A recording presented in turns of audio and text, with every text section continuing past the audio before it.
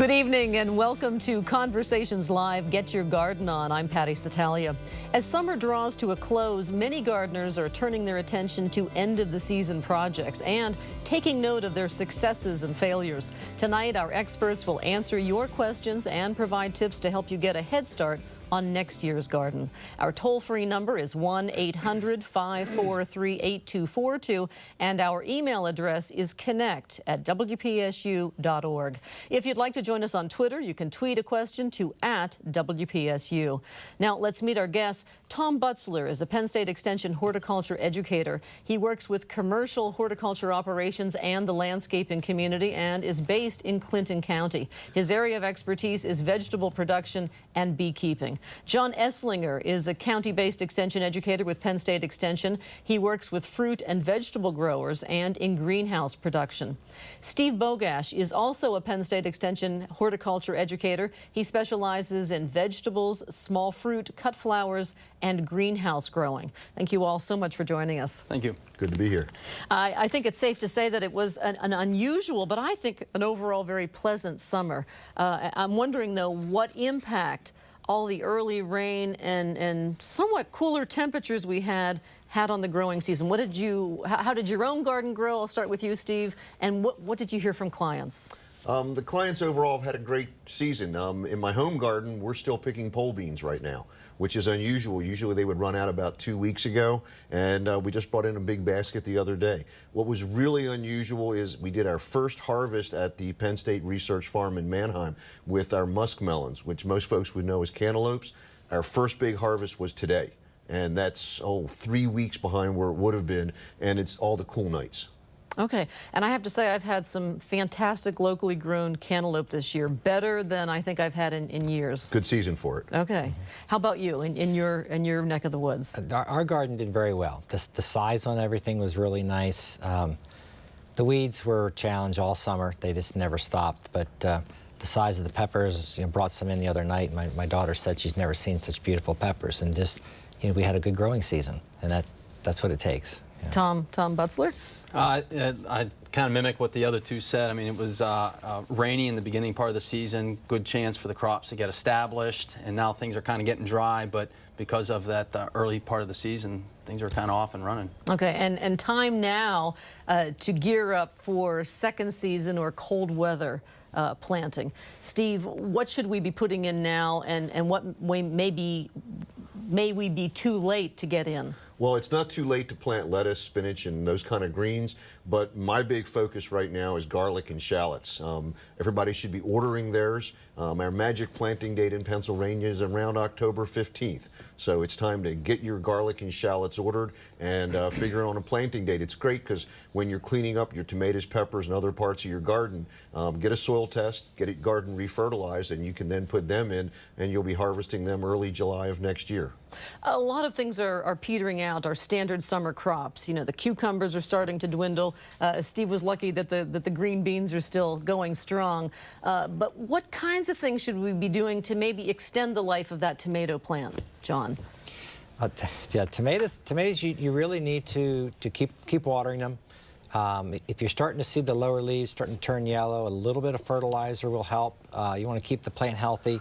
It's nice to have some new growth on those plants. That new growth will kind of protect those fruit as they're developing so they won't get sunburned. And just keep things growing like the same as you would during the summer, knowing that their time is limited, but they're still going to produce for you. Things like, and I brought some samples, that the cantaloupes this year, we had a real bad year for Downy Mildew. And once they get a disease, something like that, there's nothing you're going to be able to do to stop that. And this is an example of what happens. Yeah. This is caused because of too much moisture? The Downy Mildew likes wet weather, and it moves in with rain, and it infects the leaves. There are some resistant varieties. The other leaf I have here, this has Downy Mildew, but it was planted about 2 weeks earlier than that cucumber, but because it has resistance or some tolerance to Downy Mildew, it didn't get it and it didn't kill it. That entire plant's dead. And it produced nothing really? A little bit, okay. But not much. This is produced for over a month. So okay. it's done real well. Speaking of that, and I think what most consumers are interested in growing well are tomatoes. Last May, we talked about a new blight-resistant tomato plant. Can you tell us a little bit about, Steve, how it did? Actually, John, I think John that did was... it. Okay, I'm sorry. Yeah, did that one. These tomatoes came from that variety. Okay. It looks like you polished that tomato. I did. I picked it this afternoon. I planted them late. I planted them about the 10th of June with the idea that I want them to be growing in the fall when blight is more of a problem. And so that's the way I can test whether or not it does have some resistance or tolerance to blight. So this is what, people wanted to know, what did the fruit look like? Well, this is what the fruit looked like. It's a very nice size. The plants look very healthy. But they're just now starting to ripen. So these are the first 3 tomatoes with So you haven't tasted them yet? I have not. Actually, okay. I don't eat them. But I will say that this leaf that I brought has a little bit of early blight on it. The resistant plant has a little bit of blight on it. Yes. Now Wow. That's early blight, not the late early blight. blight. Okay. 2 different things. Okay. This is early blight. It's a lesion that we call it has a bullseye with some yellow around it. Even though this plant is resistant to late blight, it is getting just a little bit of early blight. Basically all I did was plant these and left them alone. They're kind of on their own. They were not sprayed with anything all summer. And so and this is the only leaf on the whole plant that had any So it did blight. pretty well. Yeah, it has done well, but it did get a little bit. Okay, I'm going to take a call in a minute, but go ahead, Tom. Well, earlier in the program, you asked how this weather affected the vegetable crops. And late blight is in Pennsylvania. We've detected it throughout some areas in Pennsylvania. But because of this hot, dry weather we're having, it's kind of halted it. So, I mean, it's kind of benefiting the gardeners as long as they water their tomato plants from on the ground, not like a hose or anything. But the late blight isn't spreading throughout the state at this moment. Now, if the weather does change, it will flare up pretty good. And you just made a really important point. If you're watering your tomato plants, water at the root. The leaves don't need the water. Mm-hmm. Right. I was on a bike ride yesterday, and I saw an individual watering their rose bush with a hose over the whole plant. And, I mean, some roses are real susceptible to foliar diseases, and that's not the proper way to water your plants, whether it's in the garden or in the landscape. And in years when we have water shortages, it makes better use of the water if you're getting it right to the root anyway. Yep, much more efficient. Yep. All right. So we go now to Dick, who is calling us from Johnstown. Go ahead, please, Dick. What's your question for our guests? Yes, thank you. Here in Johnstown, particularly in July, we had a great deal of rain, heavy downpours, and they were somewhat continual for weeks. And I was wondering what effect it might have had on some specific plants. I tried fennel for the first time this year. It had beautiful foliage. It didn't bulb. My bok choy, also a first-time crop, bolted early. I have planted chard for years. My red stem chard bolted early. And I was wondering if the amount of water, rainfall, would have affected these 3 crops. Thank you. Thank you for your question. And first, explain what bolt is for those who don't know. Well, it's basically when a plant triggers the reproductive phase of its growth, and it wants to make a seed head, so it goes to flower. Right. One of the things that will cause that is high temperatures. And if you think about how our summer went, we had some spells early in the summer, but also the first week in the middle of July, it got very hot for an extended period of time, and that caused a lot of things to bolt. But he's saying that it was this extensive rain that caused his plants to bolt. He was kind of asking if that had an impact on it. Anytime a plant's stressed, so if he was, that plant was sitting in wet soils for an extended period of time, then got that heat, then yeah. A stressed plant will, a plant wants to make seeds. And if it's a little bit early in its life cycle, but if it's stressed and feels like it may not survive, it's going to try to make flowers quicker. And all the plants you were describing, they're cooler season plants, so they're going to finish off early anyhow. Over the last couple weeks would have been a good time to replant all those for a fall crop. Those are all excellent fall crops. Trying to grow those through the summertime, they're not the easiest crops to keep going through the summer. Okay. Let's talk a little bit about some of the insects that we saw this year. We talked last time, Tom, about the woolly adelgid Right. on our state tree, the hemlock tree. Did that get worse? What did you see? Yeah. And maybe explain to our viewers what that looks like.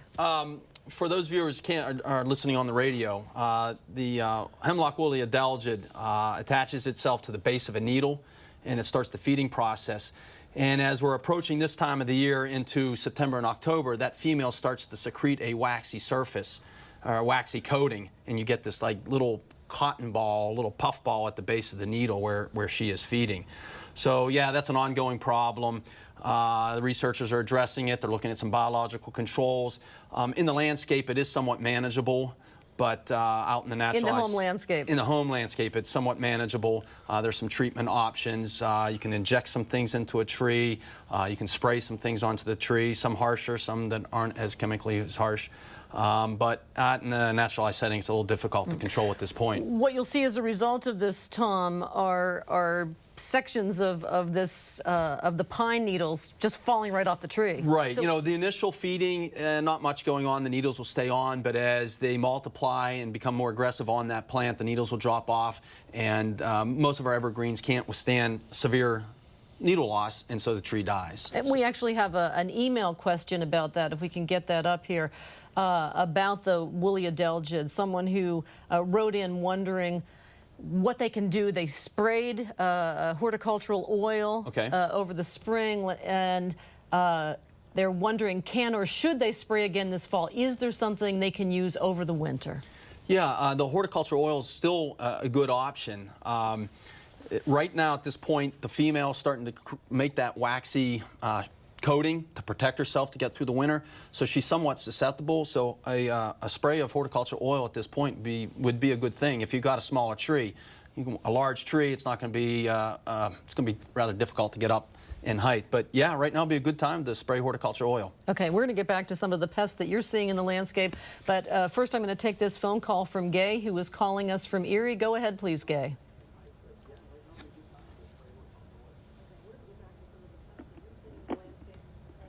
Gay, do you have a question for us? I know there's a little bit of a delay between here and Erie. Can you hear us? Hi, I'm sorry. I was trying to turn down this volume here. Yeah. Sure, go ahead, please. Yeah, I can hear you. Okay. The volume is too loud. Okay, I just wondered, we were cleaning up the vegetable bed, and we're down by the lake. We've had a ton of rain, as you, and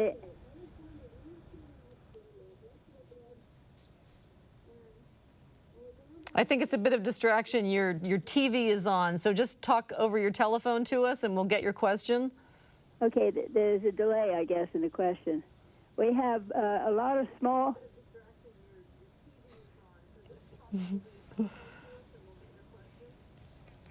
Yeah, go ahead with your question, Gay. Small black spots on the leaves, which are shriveled and greeny brown, and the outsides are brown. What can we do to alleviate this? Because it's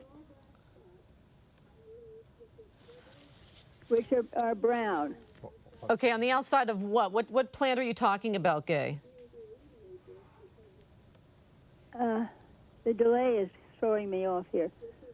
Are these on tomatoes, Gay? The outside of the tomato leaves, Oh, tomatoes. on the tomato bushes. Yeah. Okay. I think we know enough Okay, to we know move what you're on this talking one. about, Yeah. Gay. Thanks so much for your call. We'll get an answer for you. Well, most likely it's a Steve. Septoria leaf spot. Really common. It is ubiquitous throughout Pennsylvania. We almost always see it. Rotating around your garden will help a lot, not planting them in the same spot next year.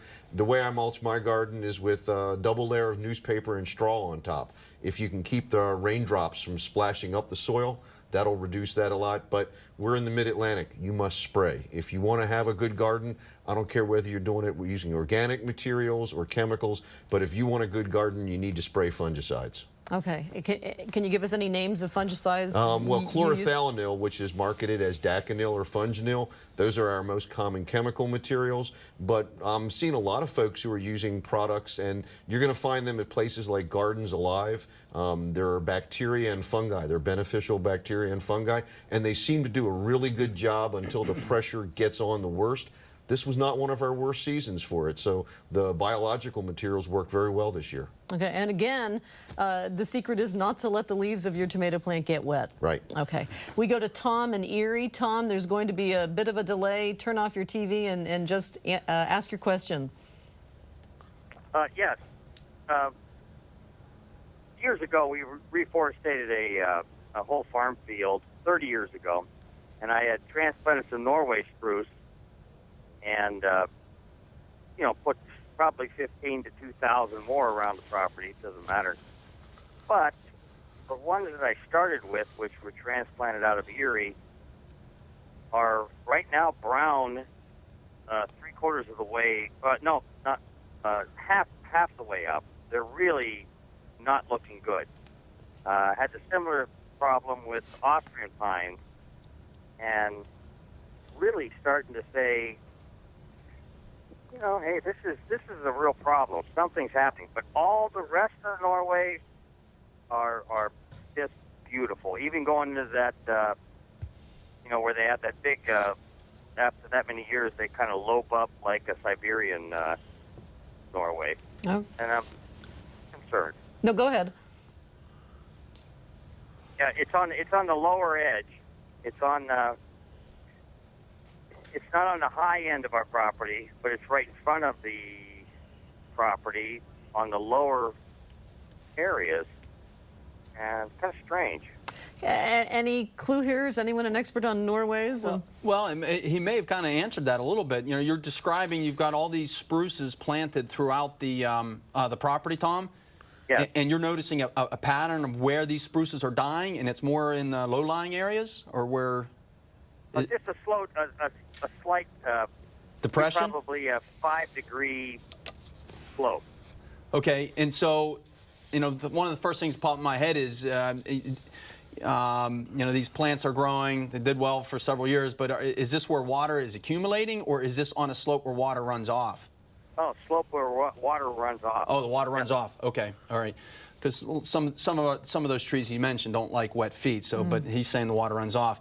The only other thing with some of the spruce, there is a relatively new disease, and you get this kind of the sap coming out. Do you see any sap coming out? Whitish appearance on the lower part of the tree. It No, usually starts. I'm just talking brown effect. As a matter of fact, I've seen this with Austrian pines here that I planted, which really didn't step up to the plate as far as full foliage. Yeah. And I cut them down. I said they just didn't exemplify the beauty of green and light. Right. Well, I think with some of the information, it's somewhat limited. It almost might be helpful to look at a picture, not only of the trees kind of close up. Maybe there's some insect activity there, but maybe some wide shots that would show the kind of the landscape setting, how these are placed within the landscape. Because it sounds like the ones that are being affected are kind of clumped together or in a general area, where others that are placed elsewhere on the property are fine. They're planted 30 to 70 feet apart. Right. Healthier than the hubs of hell. And I'm like, my God, look at these babies. Yeah, it's weird. Now, you brought Tom a spruce problem. Can you tell us a little bit about this? I don't know if it's the problem he's describing, but... Well, it could be. I'm not sure, not up there, not seeing some pictures. But I'm holding up a spruce here. In my right hand is a spruce, and it has two little brown structures hanging from it. And for a lot of folks, they look at that and they think that's a normal part of the plant and don't do anything. And then within a year's time frame, your spruce could look something like this. And it's from a spruce that all the needles are gone. These are basically insect sacs. Then you have hanging these little bags hanging from it. And what it is an insect that lives in this bag, and they come out and chew on those needles. And in one bag, a female will lay anywhere from 500 to 1,000 eggs. So in one growing season, if you have multiple bags, you can have thousands of these worms crawling over on the spruce, and they'll totally defoliate it. and which will kill a tree. We talked about evergreens once they lose their needles. They can't regenerate. And this is something like some trees can after a gypsy moth attack, for example. Yes. They can relieve. Yes, and they this can. won't. They can. Now, after a couple years of doing that over and over, they may die eventually too. But most of our deciduous trees can withstand a loss of leaves, and then they regenerate. And Okay. they'll be fine. Steve, any advice for our caller from Erie? Well, I agree with Tom in diagnosing this way is really hard to do. What I would suggest is to bring a couple small branches into his local extension office. Don't bring in dead stuff. All we're going to do is say, yes, it's dead. You want them that shows some living and some of the foliage that's starting to go downhill. Those are ideal samples. Bring in a couple of each. Don't leave them on the dash of your car all day before you drop them at the office. We like nice, fresh samples. Get them in, and they'll get them to the Penn State Path Lab, and we can figure out what's going on. And the other thing I do like, though, is not only seeing that sample, but seeing a digital picture so I can see the landscape. How is that tree or those trees situated in a larger setting? Yeah. Because you might see a drainage issue, problem, or something else going on. So that's kind of nice to have, too. Yeah. Austrians are not long-lived in our landscape. They are kind of short-termers. And I do see up on the screen, the viewers are seeing this, I believe, there's a row of spruce there. And you can't see it, but those little bagworms are hanging off several of the branches. And this was taken in, I believe it was May or early June. And the next picture should show what will happen within a couple months of this bagworm insect hanging on these branches. I like the one in the middle there. Dead trees. Totally defoliate. But those insects were there, but the homeowner did not see them. And if they would have taken corrective action, they wouldn't have this problem where you have trees losing their needles. And I'm assuming that this bagworm travels from tree to tree. So if you have it in the middle of that stand, you're probably going to get it on the adjacent trees. They do move, but not great distances. The female can't fly. Okay. So the quickest way they move, or the easiest way they move, is that when the worms come out of that bag, they have this little thread, and they do what we call ballooning. They'll have this thread, it will act like it's a balloon, and it will catch in the air, and it will move over to a nearby plant. So, ingenious. Yeah. Okay. Tom, we hope you can figure that problem out. I think it was good advice to go to your local extension office. We go now to Mary from Somerset. Mary, you're on the air. Yes. Hello. I have pine trees that are very tall. They're higher than a telephone. And I have on the ground ivy. And the ivy is crawling up on the trees. And I'm wondering if I should pull them off or just leave them alone. Okay. Tom or John? If it were my tree, I'd take it off. I mean, it depends on what you want in your aesthetics of your property there, but often ivy will kind of strangle. Yeah, take over part of the tree. It's interfering with photosynthesis. The other thing is you can also get other things growing in that Virginia creeper and other things that are not as pretty or as desirable can start growing in that also. So if it were my tree, I'd take it out. The other thing you have to worry about is maybe that vine, I don't know what species it is, but they may tend to hold their leaves longer on into the season, and we might get an early snowfall. And so it adds weight. It's added weight. Yeah. Most of the vines are not extracting nutrients from the tree, so they're not killing it in that sense, but they may kind of grow over the leaves and reduce photosynthesis. Okay. I think an important thing to find out, though, is how to remove them. Do you have to dig out the vine from the ground? What's the best way to eliminate a vine that's growing up a tree? Herbicides would work well. If you don't want to use a herbicide, just being persistent with cutting it off. Don't allow it to develop any leaf material that it can replenish its root system. Okay. All right. That sounds like that's the thing to do. Good luck to you. Steve from Hollidaysburg, you're on the air. Yeah. Hi. Hi there. This is Steve. Oh, I have trumpet vines. I planted probably 10 years ago, and they bloomed. They were beautiful. I had hummingbirds everywhere. For the last 2 or 3 years, they just, they're like invasive. I've got them growing all through my yard. They're coming up everywhere. I have to mow them off, but they quit blooming. I have no blooms anymore. I have no idea why they quit blooming. I have the same problem. I'd like to field that question. Steve, I sympathize. We did the exact same thing. Ours still blooms, but they come up everywhere. wherever they are coming up that you don't want them, cut them off. Take some concentrated glyphosate, you would know it as Roundup, and a paintbrush, and just dab it on as soon as you cut it. That'll kill that to the roots. It will never move far enough to actually kill your main plant. And then try fertilizing your main plant. It's whatever you do with trumpet vine, it's going to come up all over your yard. There's no way to stop it, but where it comes up and you want to get rid of it, cut it off and immediately paint that with Roundup concentrate. It's actually called a wick applicator, and it's a labeled use for it. That will at least stop it from coming in up in that spot for a while until next year. And next year and so on. So fertilizing, it's going to turn it into a monster now.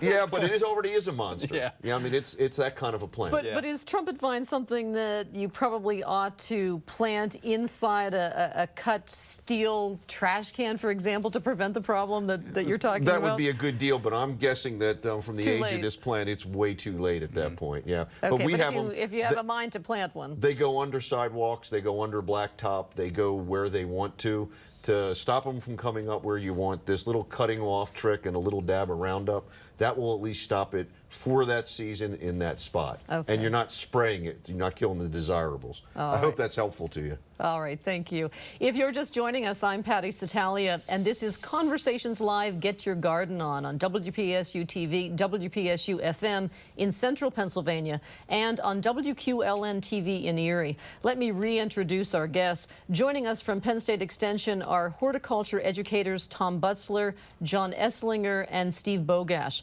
Our telephone number is 1-800-543-8242, and our panelists are ready to take your call. You can also email your question to connect@wpsu.org, or if you'd like to join us on Twitter, you can tweet a question to @WPSU. And now we go to Dean, who is calling us from Derry. Go ahead, please, Dean.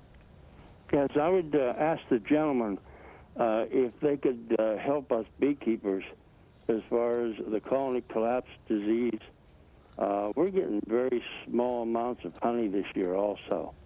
All right. Would they have any information that would help us? Tom certainly would. Well, it's a very complicated story, Patty. I mean, this colony collapse disorder, there's a lot of research going on, and it's not one thing that's causing the issue. There are some pesticide issues. There are some genetic issues. There's the varroa mite. It's the equivalent to a tick on a human body. It's sucking out the bee blood. It's transmitting viruses around within the bee colony. So the honeybee is facing a lot of problems. All I can say is a lot of research going on at the land-grant universities trying to figure out what they can do to alleviate these problems. And as for honey, it depends on what was flowering in the area, what kind of nectar-producing flowers they had. What the caller was from Derry. From Derry, okay. Yeah, wasn't down in that area, so I don't know exactly what was in bloom. I know up in our area, the locust, it was a good season for locust. Japanese knotweed is coming on down in the some of the waterways. That's an invasive weed, but it does produce a lot of flowers, and the honeybees hit that pretty hard. So that's why they didn't produce a lot of honey. Are you feeling more optimistic? I know I saw a lot more bees in my garden this year, and I don't know if it's because of the flowers, but I have dahlias everywhere, and I have bees sleeping in them every time I go out. Lots of bumblebees, not as many of the honeybees, but I'm seeing those as well on bee balm and on I'll think of it in a minute, but yeah, a lot of pollinators. Butterfly bush. Yep. So I've seen a fair amount of bees this year. Yeah, a lot of pollinators.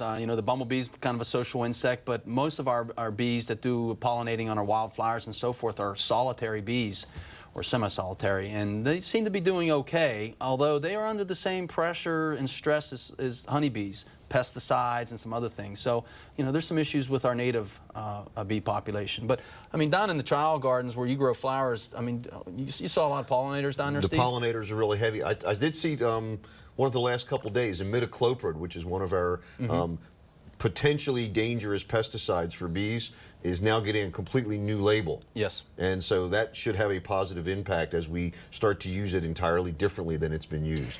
How about some of these ready Roundup crops, corn, for example? What if any, role is it playing in the downfall or the collapse of honeybees? Do you know, Tom? Yeah, it's, you know, you get on some of the beekeeping sites, blog sites, journal magazines, and it's kind of a raging debate with some of these genetically modified crops and also some of these products that Steve just mentioned. So there's a lot of research going on. They're reevaluating some of these products. So I don't think definite answers at this point. Okay, but are you optimistic that our honeybees are going to survive? Sure, yes. I mean, there's some problems. They seem pretty steep, but you know, we do have some good folks working on it. Marianne Fraser here out of Penn State, her husband and their lab are doing some really interesting work, and so you know, they're troubleshooting, and hopefully we'll come up with some solutions to these issues. Okay, and in the meantime, it sounds, Dean, like use as few pesticides in your landscape as absolutely possible. That's correct. Right? Okay. All right. Good luck to you. Ray from State College, you're on the air. Hello. Hi there. Yeah, I have I think somebody already called in about this, but I have a trumpet vine that my neighbor planted some years ago. And his trumpet vine is about, 20 feet or 25 feet from my vegetable garden. And it's popping up all over the place. I'd like to know a good way to get rid of it or control it. I would use the exact same recommendation I made before. When it pops up, cut it off and take a little paintbrush and dab that freshly cut wound with glyphosate. You would know it is Roundup, but it's marketed under a lot of other brand names. But you want to use the concentrate. Don't spray because you could damage your vegetables, but just a little drop on that freshly cut wound, that will finish that off, and just expect that that will be an ongoing thing.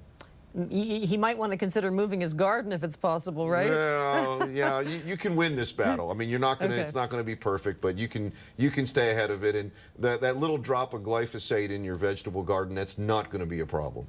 I wouldn't spray it there, though. Okay, we'll take Glenn's call in just a moment, but I wanted to talk, Steve, about something you brought with you, some very unusual cucumbers. Oh, these that rocky. look pretty good. Rocky.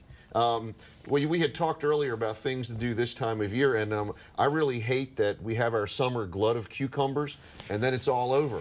So middle of July, we ripped out all the cucumbers. This is at the Penn State Southeast Farm, and we replanted. This is our first harvest of cucumbers was today, and this is Rocky, which is a parthenocarpic, meaning it does not need a pollinator. It's gynoecious. These are all female plants, and this is one of these neat new cucumbers. They're called bait alphas that you don't skin. You just eat this whole. It looks like a zucchini.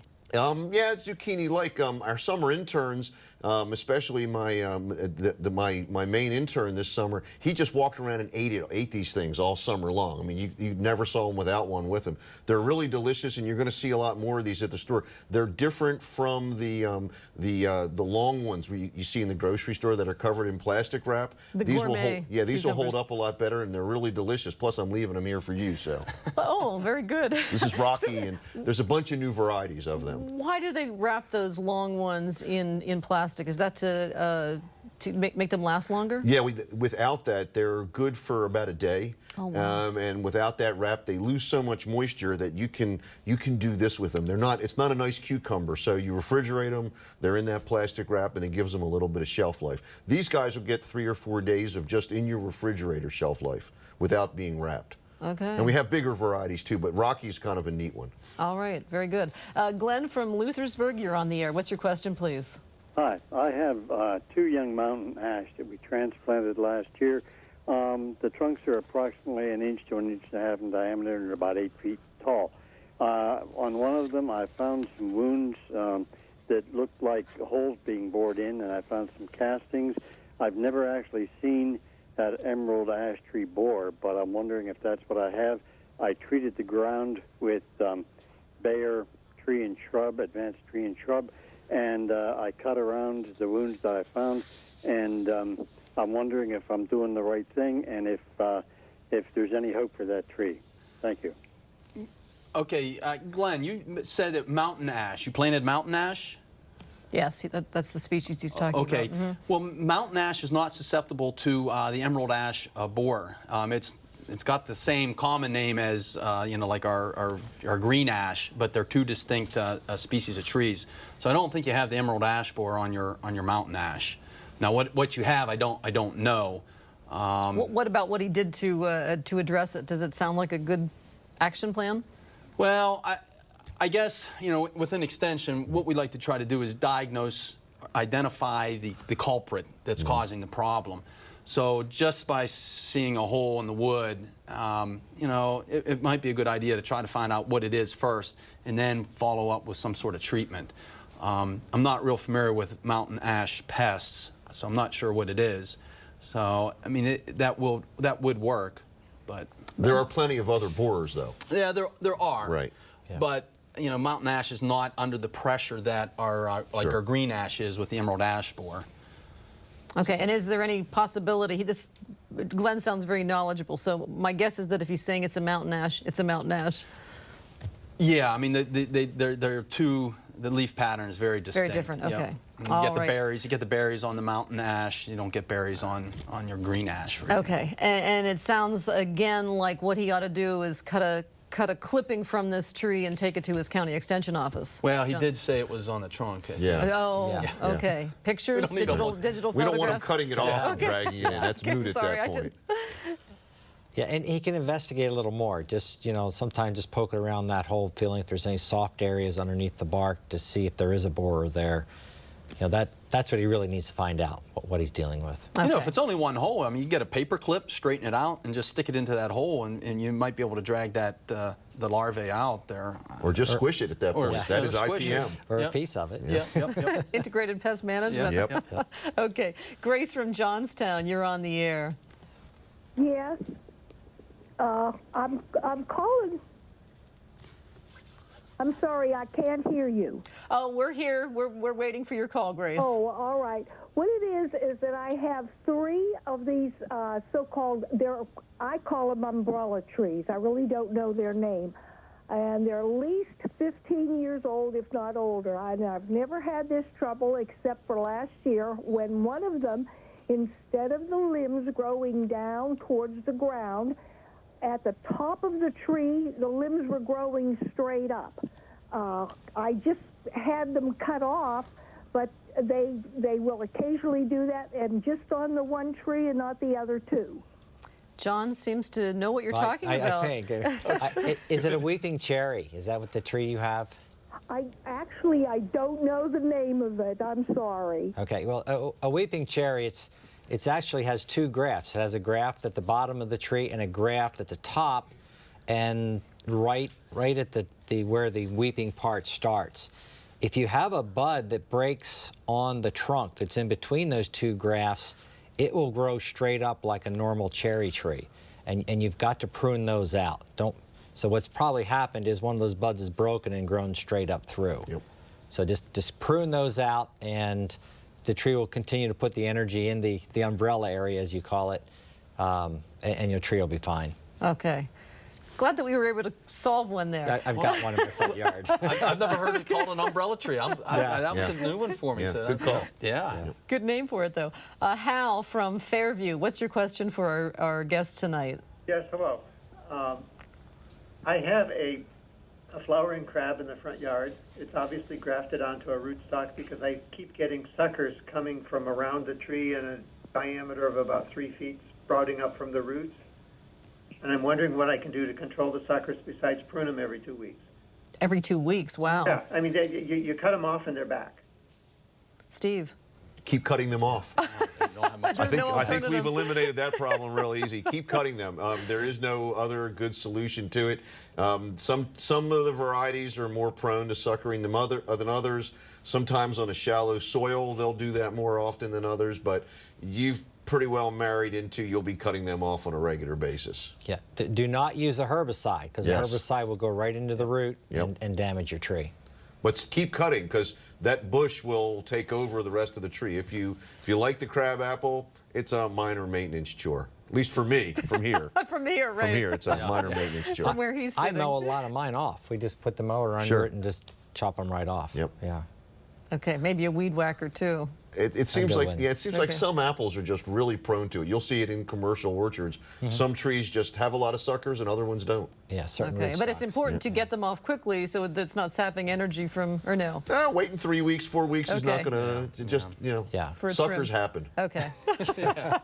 That's our slogan I'm for gonna the stay day. with that Suckers quote. happen. All right. Scott from Spring Mills, you're on the air. Hello. My question is, I've planted some wild flowers over a bank, and I have invasive sumac. And I've sprayed these with Roundup, and they just don't seem to die. They just keep coming back and propagating. Is there any way to get rid of these sumac? First of all, good for you for trying to get rid of the sumac, because that's a problem, isn't it, all over the state. But what can he do, John, to get rid of it? I would do Steve's idea earlier with the trumpet vine. You know, don't just cut it off or just spray the foliage, but if you can cut it off and then put a concentrated, Roundup, even 2,4-D works well there. Yep. You know, to Right kill the where root you cut system. it, right Where into you the cut it, wound, yeah. basically. So you're just painting it on that spot. But it's important that you use the concentrate, not the RTU ready-to-use dilute formula. Yeah, diluted. Yeah, it's got to be concentrated stuff, but it does a very good job, and it's fast. And how difficult in general is it to get rid of this nuisance plant? Well, it depends on how long it's been established. Right. Because what happens with these invasives, they've got such a huge energy reserve under the ground that, if you just cut it once, it just springs back up and it just goes. So You have to stay on it. Yeah, it depends on how well established it is. Okay. All right. Pat from DuBois, you're on the air. What's your question, please? I'd like to know if there's any way I can get rid of Timothy in my established lawn without killing the rest of the lawn. Timothy. I've not heard of that. Timothy, I'm assuming, is a forage grass. Forage grass. Okay. I don't know anything. Yeah, I mean, when you got a grass and another grass, we don't have herbicides that are that selective. I mean, we do have herbicides for lawns that will take out broadleaf weeds, dandelions, plantain. Or annual grasses. Or annual grasses. Yeah, but Timothy's a nice perennial grass. Yeah. Right. That may be something if it's in a spot. If it's not the whole yard, maybe you can just do Roundup or glyphosate is mentioned a couple times. Just maybe round up that whole area and then go ahead Start and, over. and reseed. Yeah, start over. But I'm not aware of anything that's selective for. Tell me, because I don't know. What does Timothy look like? Timothy grass. Is it an unpleasant-looking grass? No. But it's not a turf grass, though. Yeah, Okay. turf grass is nice and thin. Most turf grasses are nice and thin, very dark green. And so you get a grass that's not been bred for the aesthetics. It's gonna really stand out. And Timothy wants to grow up, where our long grasses tend to be lower, and so it's more stemmy. Right. Okay. Look at this as an opportunity to renovate your lawn. It's a good time to do it. Right. Yeah. Oh, and it is a good time to do you it. don't get a better time than this to reseed your lawn. Okay. How does one decide what kind of seed to reseed their yard with? What's a rule of thumb in terms of what seed to use? We have some really nice fact sheets, but basically you want to have something that has a mix of a fescue, a little bit of bluegrass, and perennial rye. Avoid the mixes that have, it's okay to have a little bit of annual rye, but annual rye is kind of a cheap grass, cheap seed, and it's good to get things started, but it doesn't persist in the lawn. And so you want a mix of those other three, and that's important here in Pennsylvania. I know I'm reseeding some areas because I have a dog who kills certain areas of my lawn, and I'm using something that has the newspaper print in it, which does keep the seed, that area, very moist. It's great for patching. Okay, but maybe not for a whole yard. Well, without somebody coming in with a hydro seeder, which would be how you would do your whole yard, really hard to do that with little bags.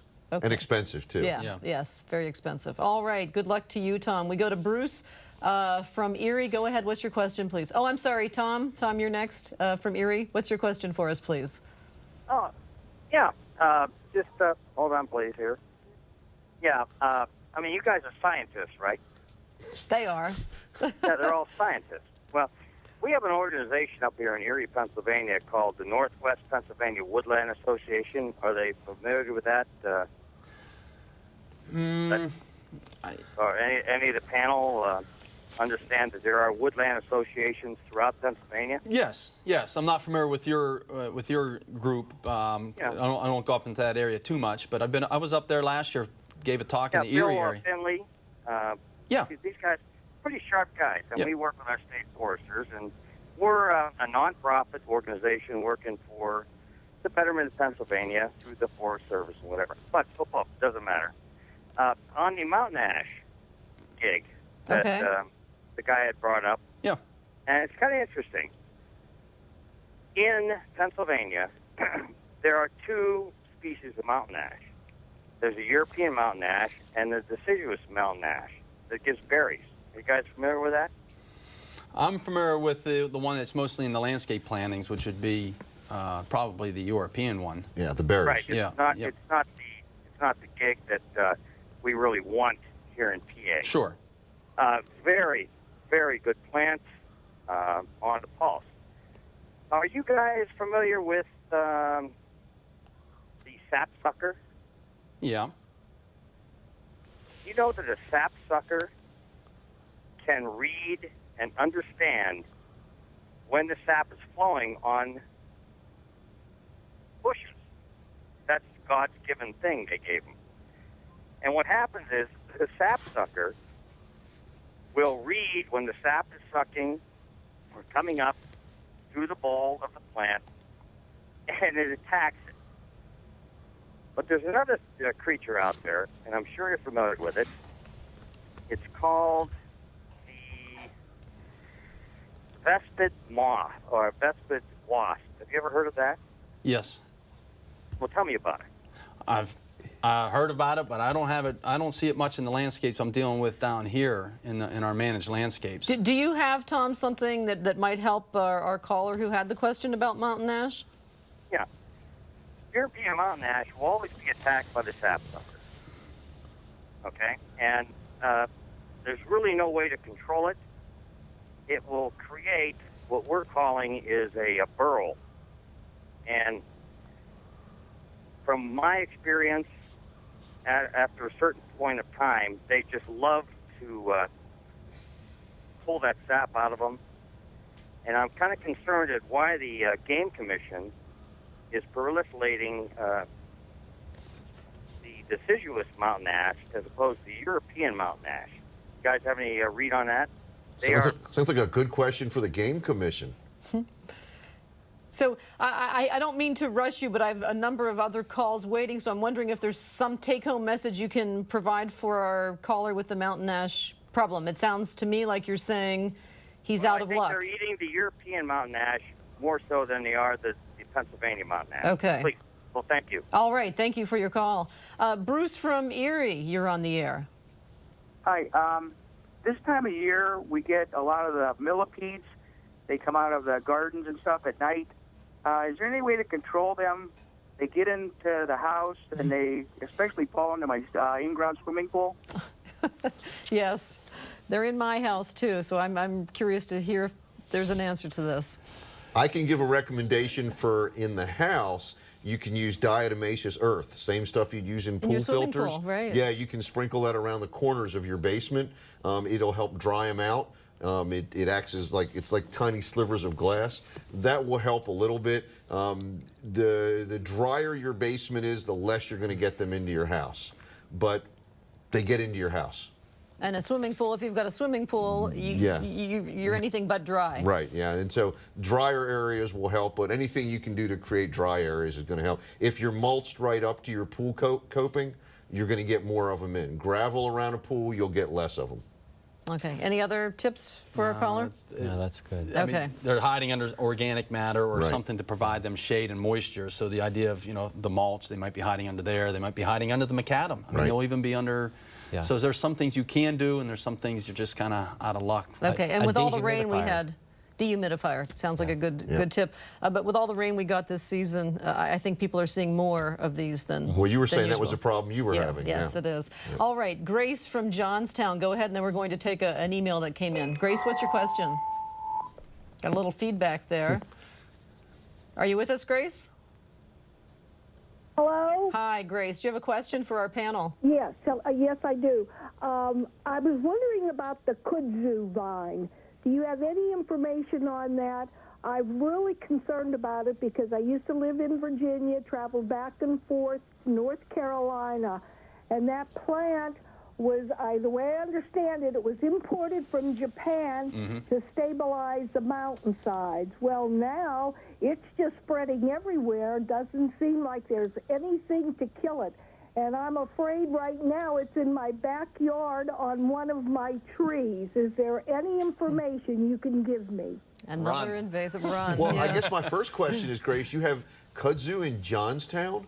I would be shocked that it overwinters there. Yeah. Well, on the one area where I live, it's on a highway. As I'm going down, I could see it on some of the trees.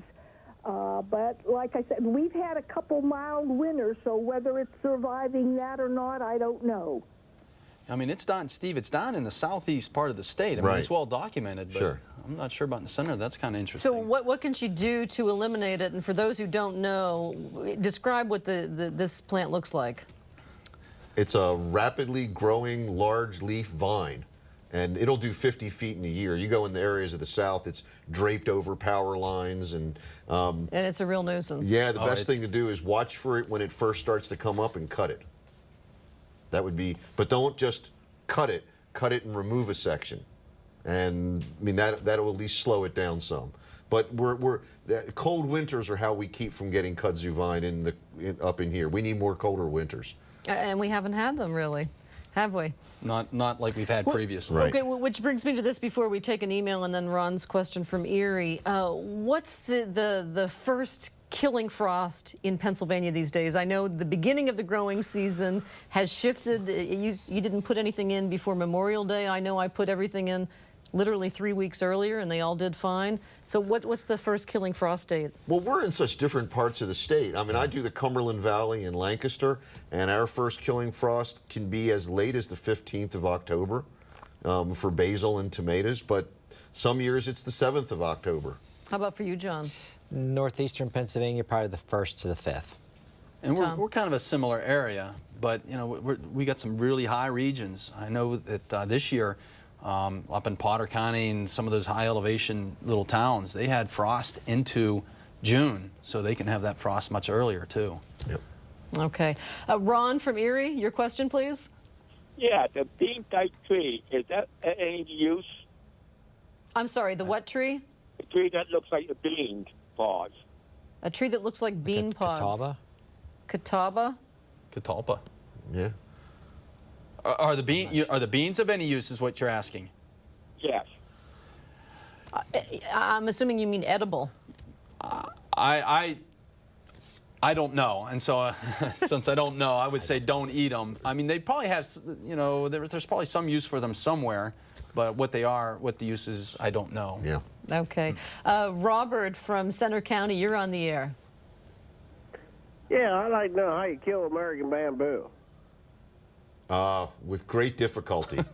This is the invasive night, isn't it? I know, we're getting Wow. a lot of, and I would have to go with the exact same response you've been hearing so far. As a former landscape contractor, I took a lot of bamboo out of people's yards. They'd put it in as screens, and we went in with loppers, cut it all down, and did the glyphosate application stump cut, and it works very well. You're not going to get this, especially if it's a well-established stand, you're not going to get this in one shot. This is going to be multiple shots. The key to bamboo is picking the right variety, because there are some that aren't as difficult to remove if you don't like what's growing. Sure. Yeah, but that stump cut, though, that's a good technique for taking out almost any woodies that you don't want. Okay, I think time for one more phone call. Shirley from Erie, do you have a question? A quick question for us, please. Take my call. We have 2 maple trees in our front yard, and when the electric company comes back trimming the trees, they scoop out the middle of it. And what happens, then the tree is sort of dying because of that. And I wondered if I could cut off sort of the top so it wouldn't be hitting the wires. Would they grow back again? Tom. You know, Shirley, I think you've got the wrong tree for that site. the maple trees get kind of tall, and the power company folks, they don't really like these large trees rubbing up against their power lines. So really the best option, I think, since the integrity of this tree has been compromised, is probably to eliminate that tree and put something in place that's more appropriate for that site. Because something that won't grow as tall? Exactly. Right. But when you start doing that type of pruning, you're really messing with that tree, and it's not going to be able to thrive, and it's going to become a hazard tree in the future. So I think one that's at risk of falling down. Falling on a car, falling on a pedestrian going by. So it'd probably be best to maybe just prune it at the ground and come in with something that's a little smaller, appropriate for underneath power lines. Okay. I don't think we have time for other questions, but give us a quick take-home message as we're changing seasons to sort of the second season planning. What advice do you have for gardeners? I think my thing is to go out and walk around the landscape. Take a look at what's going on. You might catch some of these pests, specifically insects, going into this, the dormant season, and you may be able to eliminate or alleviate the problem for next year. So just walk around the landscape. Don't hurry through. Just kind of casually walk and observe what's going on. Sounds like good advice. John? Don't give up on your vegetable garden yet. Keep the weeds out. Those weeds that get to go to seed, those seed will be there next year. So if you're diligent through the next 3 or 4 weeks, then it'll pay off next year. And there are even some crop covers that can help us extend the season. Yeah, rye, wheat, they're great for covering your garden. It looks pretty in the winter, and it helps it. Okay, Steve? Whether this was your best gardening season or a challenging one, think about getting the soil test a little earlier this year. That way you've got it. There's nothing wrong with soil testing early. We don't test for nitrogen anyhow. We're looking for phosphorus, potassium, calcium. Get your soil test in, plan for next year, and grow some garlic. Garlic, basil, and tomatoes. It's heaven. All right, thank you all so much. Our guests tonight are Penn State Extension horticulture educators Tom Butzler, John Esslinger, and Steve Bogash. Be sure to visit our website, wpsu.org/conversationslive. You'll find links to our 3-minute gardener videos, as well as resources on tonight's topic. Thank you all for watching and listening. I'm Patty Satalia. For all of us here at WPSU, have a good night.